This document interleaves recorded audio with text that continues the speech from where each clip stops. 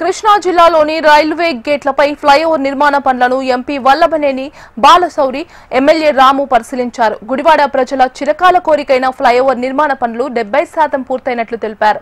6 నెలల్లో ఫ్లైఓవర్ ప్రజలకు అందుబాటులోకి వస్తుందన్నారు. పార్లమెంట్ సభ్యుడిగా గుడివాడ అభివృద్ధి కోసం తన వంతు కృషి చేస్తానని ఎంపీ బాలశౌరి పేర్కొన్నారు.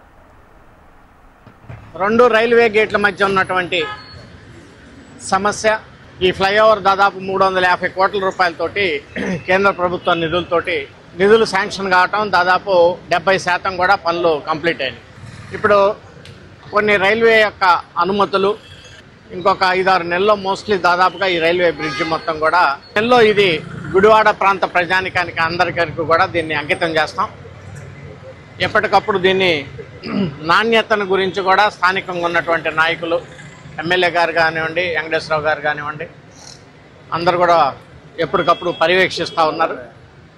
ఒక పార్లమెంటు సభ్యుడిగా నేను కూడా నాకు చేతనైనంత వరకు గుడివాడ అభివృద్ధికి అన్ని విధాలుగా కూడా నా సహకారం అందిస్తూ ఉన్నాం. సో ఈ బ్రిడ్జి చిరకాల కోరిక ప్రజానికానికి.